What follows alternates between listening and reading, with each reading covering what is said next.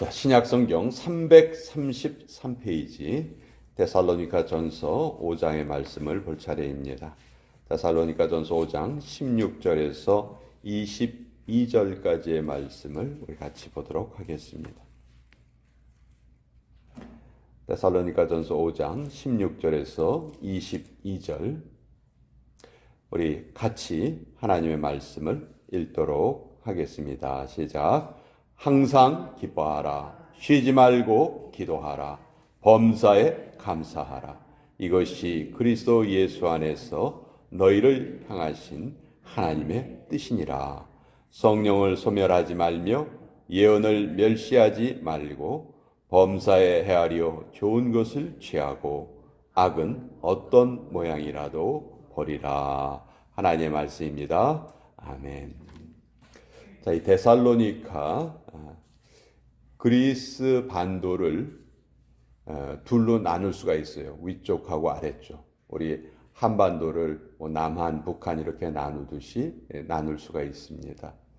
한국 같은 경우는 남쪽의 중심 도시는 서울이죠. 북쪽의 중심 도시는 아마 평양일 겁니다. 이렇게 각 지역을 대표하는 도시가 있죠. 그리스 반도도 이렇게 남쪽과 북쪽을 대표하는 도시가 있었어요. 특별히 그리스 반도의 북쪽 지역을 뭐라고 불렸냐면 마게도니아라고 불렀어요. 마게도니아 지역. 그리고 남쪽 지역을 갑자기 생각이 안 나는데 남쪽에 조금 이따 알려드릴게요. 갑자기 생각이 안 나요. 그래서 그 북쪽 마게도니아 지방의 그 중심 도시가 데살로니가였고요. 아래쪽에 남쪽의 중심 도시가 고린도였어요. 그래서 바울이 이 데살로니가와 고린도 두 지역에 다 교회를 세우죠. 근데 이 데살로니가 지역은 바울에게는 아픈 손가락 같은 그런 교회였어요. 무슨 얘기냐면 이 교회에 머무른 기간이 제일 짧았거든요. 데살로니가 지역에는 불과 3주일밖에 머무르지를 못해요. 왜냐하면 너무 많은 사람들이 한꺼번에 예수님을 믿게 됐는데 그걸 시기했던 사람들이 불량배를 동원을 해가지고 바울 일행을 린치를 가하려고 했던 거예요. 그래서 어쩔 수 없이 한밤중에 그 데살로니가 지역을 떠나게 됩니다. 그래서 바울이 이제 베레아로 갔다가 그 다음에 이제 뭐 고린도로 가게 되고 그 여정이 이게 바울의 2차 전도 여행의 여정인데 어쨌든 데살로니가 교회 성도들에게는 바울이 늘 마음에 빚이 있었던 거예요. 오래 머무르지 못한 그런 아쉬움이 있었어요. 다시 거기를 여러 번 가려고 했는데 또 그게 잘 이루어지질 않았습니다. 그리스 반도의 남쪽 지역이 아가야예요. 아가야 지역. 그리고 아가야의 중심 도시가 고린도였어요. 지금은 우리가 이제 북쪽인 마게도니아 지역의 중심 도시인 데살로니카에 세워진 교회에 대해서 알아보고 있습니다. 자, 이렇게 짧은 기간 동안밖에 머무르지 못했는데 놀랍게도 이 바울이 떠난 후에도 데살로니카 교회가 참 잘 자라요. 그러니까 바울 입장에서는 얼마나 감사한지 몰라요. 다른 교회가 잘 자라는 것도 감사하지만 특별히 데살로니가 교회가 잘 자라는 것이 너무너무 감사합니다. 그런데 너무 짧은 시간 동안 거기에 머물러서 올바른 그러니까 하나님의 말씀을 좀 더 충분히 가르쳐야 되는데 데살로니가 교회 성도들이 재림에 대해서 오해를 하게 됐어요. 곧 예수님이 곧 오신다는 그 말을 시간적으로 해석을 한 거예요. 나 살아있을 때 예수님이 오신다는 얘기구나. 그럼 뭐 내가 지금 하고 있는 이거 뭐 중요한 일 하나도 아니네. 우리의 생업을 다 팽개치고 우리 예수님 오시기만 기다려야 되겠네. 이렇게 잘못 생각하는 사람들이 많아진 거예요. 그래서 바울이 그것을 바로잡기 위해서 두 통의 편지를 쓰는데 그것이 데살로니가 전서와 후서입니다. 특별히 오늘 우리가 읽은 부분은 너무너무 유명한 구절이죠. 항상 기뻐하라, 쉬지 말고 기도하라, 범사에 감사하라. 이거 암송하고 있는 분들 참 많아요. 그리고 또 암송하기도 쉬워요. 짧잖아요. 한 구절 한 구절이 짧아요. 그리고 우리가 그런 표현 많이 하죠. 하나님의 뜻을 알고 싶어요. 하나님의 뜻을 보여주세요. 그럼 하나님이 이렇게 대답하실 거예요. 야, 그거 데살로니가 5장 16절에서 18절까지 내가 다 알려줬어, 이미. 그 뭐예요? 기뻐하고 기도하고 감사하는 것. 우리가 하나님의 뜻을 실천한다는 것이 다른 게 아니에요. 뭐 엄청난 일을 한다는 것이 아니에요. 우리의 삶에 항상 기뻐하고 기도하고 감사하는 삶으로 살아갈 때 이것이 우리가 하나님의 뜻을 실천하는 겁니다. 물론 마귀는 우리의 삶에 여러 가지 어려움을 주려고 하겠죠. 실제로 우리가 살다 보면 많은 어려움을 겪게 되는 게 그게 실질적인 일이에요. 그렇지만 그럼에도 불구하고 그 상황에서도 이 말씀을 우리가 기억하고 있다면 그 상황을 분명히 이겨낼 수 있다는 것이죠. 그래서 5장 18절에 보면 범사에 감사하라. 이것이 그리스도 예수 안에서 너희를 향하신 하나님의 뜻이니라.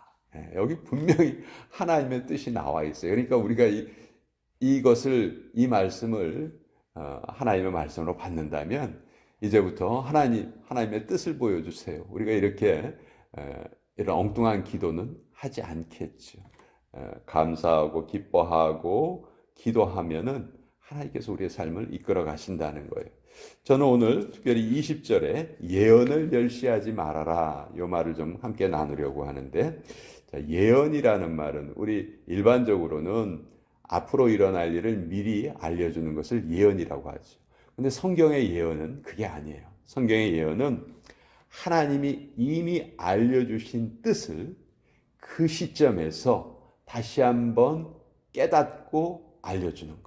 그러니까 하나님의 예언은 이미 다 기록되어 있어요. 이미 다 우리에게 알려져 있어요.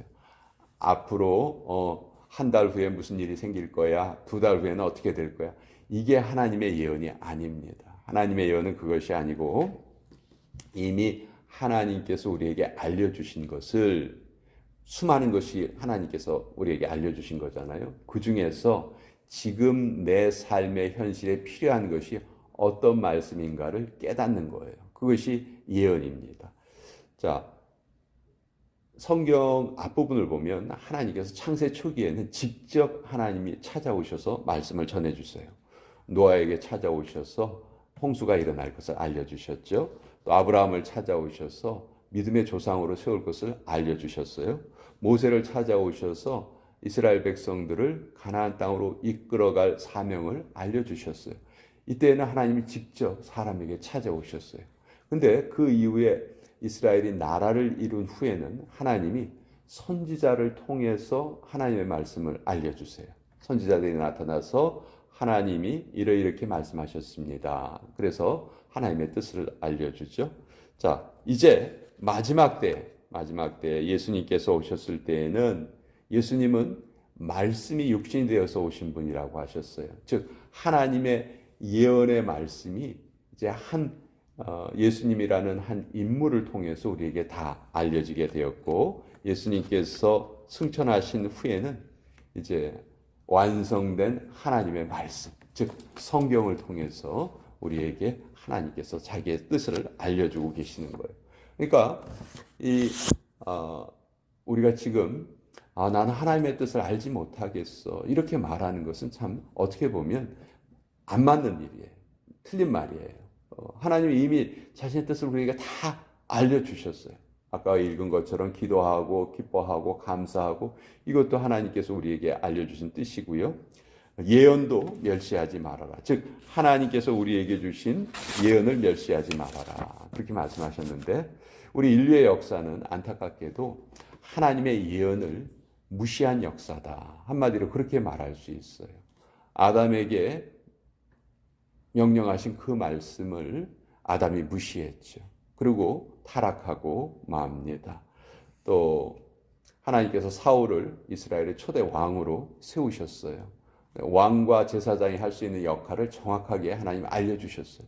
근데 사울 왕은 자기 멋대로 제사장이 해야 할 일을 자기가 해버리고 말았어요. 하나님의 말씀을 무시한 그런 결과죠. 또 이스라엘 백성들에게 그렇게 많은 선지자를 보내주셨는데 이스라엘 백성들은 그 선지자의 말을 제대로 들으려 하지 않았습니다. 결국 북이스라엘은 북이스라엘대로 남유다는 남유다대로 다 망하고 말았어요. 자, 이런 것은 하나님의 예언을 우리가 무시할 때, 멸시할 때 어떤 일이 벌어지는가 그것을 우리에게 너무도 잘 알려주시는 말씀이죠. 자, 오늘 우리는 하나님의 말씀을 그럼 무시하고 있지 않은가? 물론 뭐 불신자들은 하나님의 말씀이 뭔지도 모르니까 그렇게 살아가는 거 당연하겠죠. 그러나 우리 하나님의 백성이라고 자처하는 우리들도 때때로 성경에 있는 말씀보다는 과학자들이 이렇게 말했어. 컴퓨터가 이런 결과를 보여줬어. 또 뭐 무당을 찾아가거나 점장이를 찾아가거나 용한 사람이 있대. 그러면 거기에 혹시 우리가 마음을 빼앗기지 않는가? 그런 것은 다 예언을 멸시하는 그런 행위라는 것이죠. 정말 주님이 오실까? 그러면 정말 종말이 일어날까?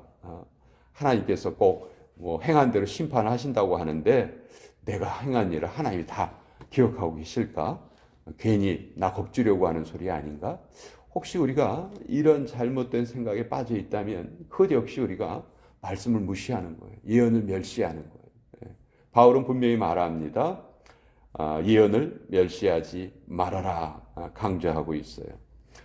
우리 이제 다음 주부터 요한계시록의 말씀을 좀 성경 공부를 통해서 같이 좀 알아보려고 하는데 계시록 1장 3절에는 아주 귀중한 말씀이 적혀 있어요.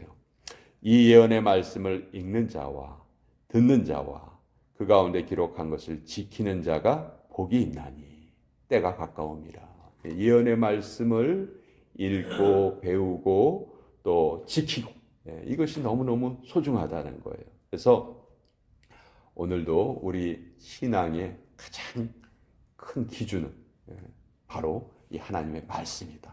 이 하나님의 말씀 우리가 늘 가까이 하면서 살아가야 한다. 지옥에 가면 껄껄껄 그런 소리가 많이 들린다고 하죠. 웃는 소리가 아니래요. 성경 좀 열심히 읽을 걸. 내가 예수님 잘 믿을 걸. 내가 예배 잘 드릴 걸. 그렇지 못한 한탄의 껄껄거리 지옥에서 늘 들려온다고 해요. 그러니까 우리가 이 땅에 살아있을 때 우리가 한 글자라도 더 읽을 수 있을 때 그때 우리는 하나님의 말씀을 더 집중하고 더 관심을 가지고 하나님의 말씀을 가까이 해야 되겠다. 오늘 이 말씀을 같이 예언을 멸시하지 말아라 하는 이 말씀을 통해서 나누어 보았습니다.